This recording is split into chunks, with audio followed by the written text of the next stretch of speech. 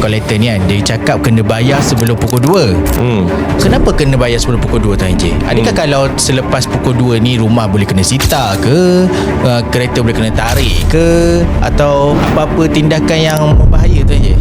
Kenapa third party selalu ugut kena bayar sebelum pukul 2? Saya daripada mahkamah, saya akan datang ke rumah sekian. Belief akan sampai terus sita.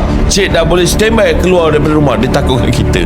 Kemudian dia hantar gambar dia kat balai polis. Lepas tu polis pula call dia. Lagi dia panik. So bila dia panik, bila dia aktif saja buat bayaran sebelum pukul 2 yang ditetapkan oleh debt collector tu, walaupun RM10, makanya akaun itu akan aktif semula. So bila hutang lapor tu dah aktif, pihak debt collector tu ataupun third party tu sendiri boleh ambil tindakan undang-undang. Hutang itu harus dibayar. Hutang wajib dia bayar. Soalan debt collector, third party, dia kacau majikan, dia takkan contact si owner tu. Boleh ke pihak debt collector ni dia ganggu sampai dengan majikan? Debt collector boleh datang ke premis, boleh datang ke rumah kita dengan satu tujuan.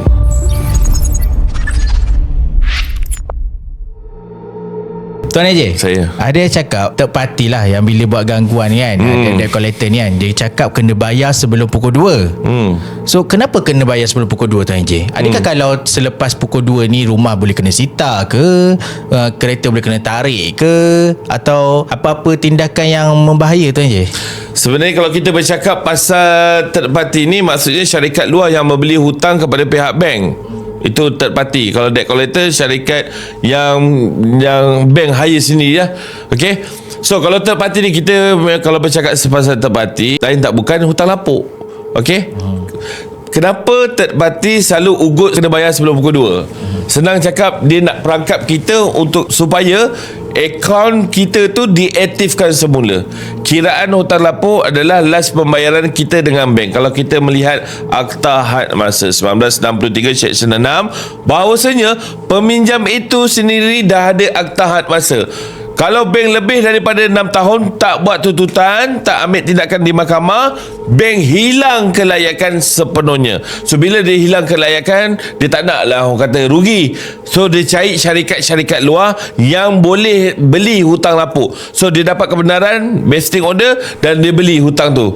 Dia jual hutang tu dan third party beli. So bila third party beli hutang tersebut, dia dah tahu yang dia beli ni adalah hutang basi yang tidak boleh bawa tuntutan di mahkamah. So apa perlu dia buat untuk dapatkan duit tersebut? Dia pancinglah si peminjam ni, dia buatlah gugutan peminjam ni. Saya daripada mahkamah, saya akan datang ke rumah sekian. Belief akan sampai terus sita. Cik dah boleh standby keluar daripada rumah. Dia takutkan kita.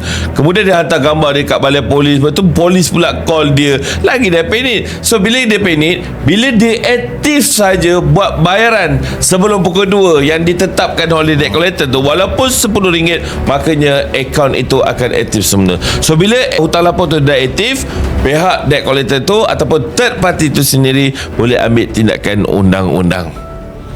Bercakap tentang Akta Had Masa Tuan Encik, ramai yang komen-komen yang kita baca lah dekat social media ni, yang mana para peminjam ni yang mana ada hutang lapuk, dia cakap bank ni dah ada Akta Masa dah, so kenapa dia orang kena bayar lagi? Faham tak? Maksudnya bank dah tak boleh untuk dituntut. Kenapa dia orang perlu untuk buat bayaran? Tak boleh dituntut dengan pembayaran tu berbeza sebenarnya.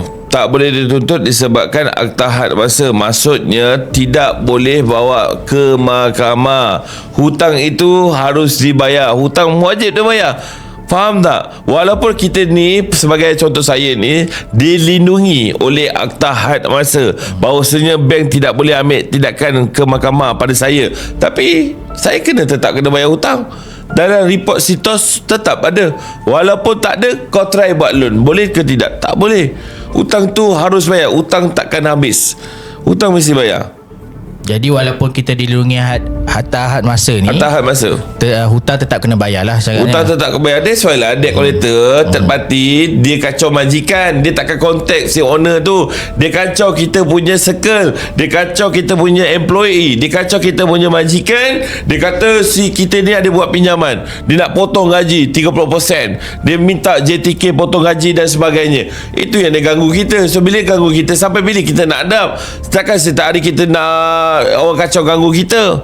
Betul tak? Nak tak nak, no matter what, kita terpaksa bayar. So bila kita salah langkah, makna kata kita dah accumulate interest yang dah accumulate tu, kita bersetuju. Tuan AJ, bercakap tentang gangguan ni juga kan, boleh ke pihak debt collector ni dia ganggu sampai dengan majikan? Debt collector boleh datang ke premis, boleh datang ke rumah kita dengan satu tujuan, adalah memastikan bahawasanya kita berada di alamat tu ataupun kita berada di tempat kerja tu. Tapi dia tidak boleh bagi tahu dengan rakan sekerja kita, saya nak cari nama Cik Amirul untuk pastikan Cik Amirul ni bayar hutang kami. Cik Amirul ada hutang tak bayar ni, buruk-burukkan kita. Tak boleh. Salah di sisi undang-undang.